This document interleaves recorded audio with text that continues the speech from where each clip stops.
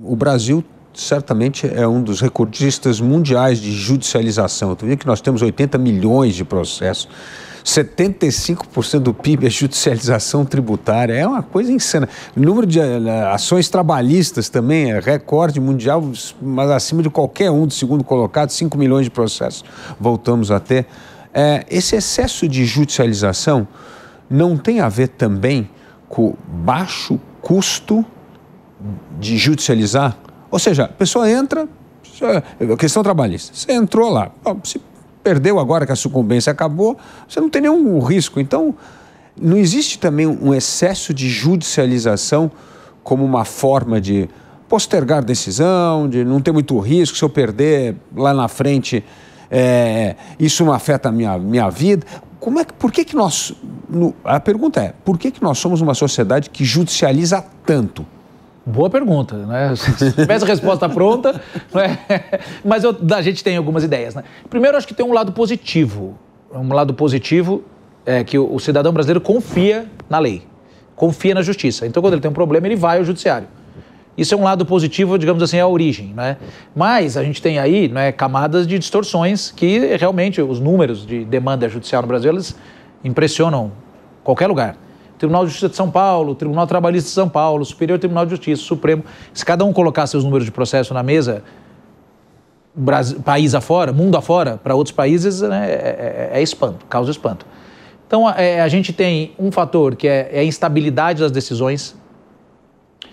Então, quando a gente não tem uma jurisprudência muito estável, vale a pena arriscar, muitas vezes, porque pode ser que eu ganhe, pode ser que você não tem... Se você sabe que se você tem uma pretensão sua, mas que já existe uma jurisprudência contrária, que você vai perder, você fica desestimulado, não é, a litigar, sabendo que muito provavelmente ou quase certamente aquele seu direito não vai ser reconhecido. Mas se hoje é assim e amanhã pode não ser, isso estimula, não é, as pessoas a recorrerem. O segundo fator muito importante, Dávila, que a gente precisa colocar aqui na mesa, né? O grande litigante no Brasil é o Estado. É o Estado. Aqui em São Paulo, que é o Estado que possui mais ações, quase 50% dos processos tem o Estado como parte. Nossa. Estados, município, Estado, não é o Estado. O Estado litiga enormemente, então a gente precisa discutir isso. Para o Estado ainda não é mais barato ainda, porque o Estado não paga taxas, né? O Estado tem privilégios naturais, não é, para recorrer, para discutir, mas a gente sabe que, por exemplo, o Estado muitas vezes recorre de causas perdidas até o fim. Tem um tal de dever de ofício, que os procuradores precisam recorrer, mesmo sabendo que vai perder. Não é? A gente tem, então, aqui que discutir bastante o papel do Estado em juízo. Não é porque o Estado brasileiro disputa tanto em juízo contra o cidadão. Se eu tenho uma dívida reconhecida contra o Estado, hoje, Estado de São Paulo, qualquer Estado do Brasil, né, para que o cidadão entenda, então você entrou com uma ação com o Estado, cobrando um dinheiro, o judiciário reconheceu, o Estado deve me pagar, ou deve pagar a minha família um X. Isso vira um precatório. Precatório é uma jabuticaba, né? Algo que existe no Brasil. O que é um precatório?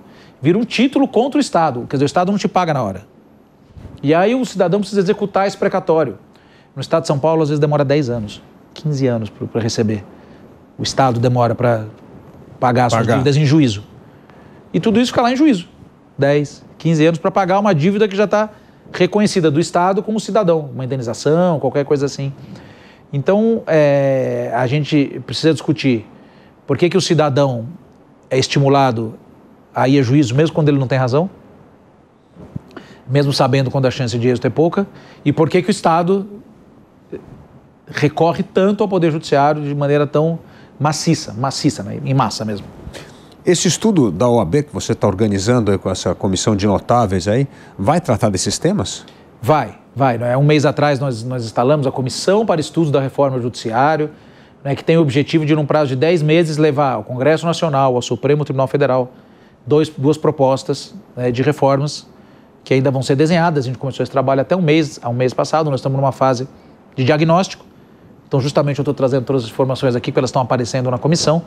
Nós estamos ouvindo a advocacia, ouvindo a sociedade civil, ouvindo entidades, né, para trazer os diagnósticos, né, ouvindo a academia, né, a gente tem gente que pesquisa isso, trazendo números para nós, para tentar localizar os pontos que a gente pode colaborar efetivamente, assim, de maneira também modesta, né? Numa entidade de advogado, OAB, a gente entende que a gente tem que dar uma colaboração técnica, racional, né? Para tornar a justiça mais eficaz para todo mundo, né? Nós, advogados, nós vivemos, né, de acionar a justiça, de defender as pessoas perante a justiça. Então, a gente tem o maior desejo que a justiça funcione bem, porque isso melhora a vida profissional nossa e melhora a vida de cada pessoa que nos procura para defender um direito.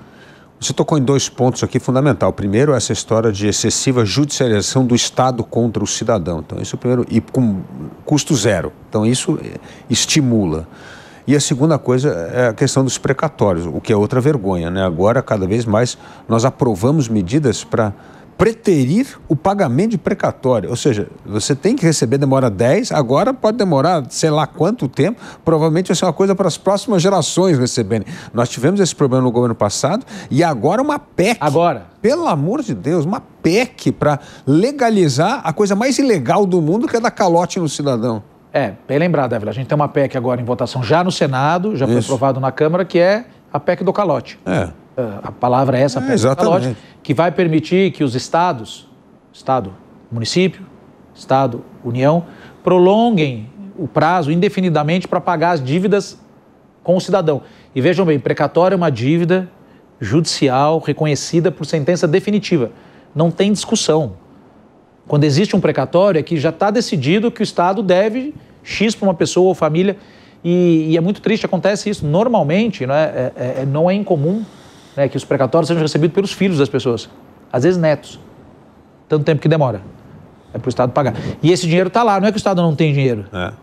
O dinheiro está parado lá no cofre público, sendo utilizado para outras coisas. Tudo bem, saúde, educação tem que ser utilizado, mas o fato é que é moralmente insustentável o Estado dever e não pagar para um cidadão. A OAB vai fazer alguma coisa nisso? Pressionar o Senado para não votar essa excrescência dessa PEC? Então, nós falamos com os deputados largamente, estamos falando, a OAB fez uma nota técnica e nós, as seccionais, né, cada estado, nós nos dividimos, cada um falou com os senadores dos seus estados, são 3 senadores por estado, a gente falou, enviou a nota, explicamos a situação. O problema é o seguinte, para ser bem sincero com quem está nos ouvindo, né? Essa PEC, ela é de vontade uníssona do poder político. Os prefeitos querem, os governadores querem e o presidente da República quer. Então, assim, a nossa força para combater isso é muito limitada, né? Porque todos os políticos querem, ano que vem tem eleição, né? Então eles não querem nenhum desacordo entre si. E o que representa isso para todos esses chefes de executivo? Mais dinheiro no seu caixa para terminar o seu mandato. Só que ele está empurrando a dívida para o mandato próximo, está empurrando uma dívida. Ele não vai deixar de pagar, essa dívida está lá, ela está sendo empurrada, né, ali para frente. Então, e olha só, nossa conversa vai dar uma volta aqui, né? Nós entendemos que essa PEC padece de inconstitucionalidade. Sim. Então, o que nós vamos fazer? Acionar o Supremo. Óbvio. O que nós vamos fazer? Exatamente. Mas está certo nesse caso. Mas, Dávila, veja bem, nós estamos discutindo uma emenda constitucional. É isso, essa emenda dos precatórios é uma emenda constitucional. O lugar próprio para discutir isso é mesmo o Supremo. Então a gente precisa de um Supremo Tribunal Federal que possa fazer isso, que possa ser o guardião dos direitos constitucionais. Sim. Então a gente tem uma PEC que fala do pagamento da dívida com os cidadãos, não é uma ação de fulano ou ciclano, não tem pessoa na ação, não é uma questão jurídica, de constitucionalidade. Então a gente precisa que o Supremo realmente esteja com a pauta desimpedida para discutir isso, para proteger. Estou dizendo proteger o direito constitucional de todos os cidadãos. E esse é o papel desse estudo? Fazer com que nós tenhamos reformas no STF para voltar a ser uma corte constitucional? Então, acho que existe uma agenda positiva de reaprumar o Supremo Tribunal Federal dentro daquilo que a Constituição deu para o Supremo, né? Nossa Constituição deu esse papel protagonista ao Supremo, isso é bom. A gente só precisa ajustar.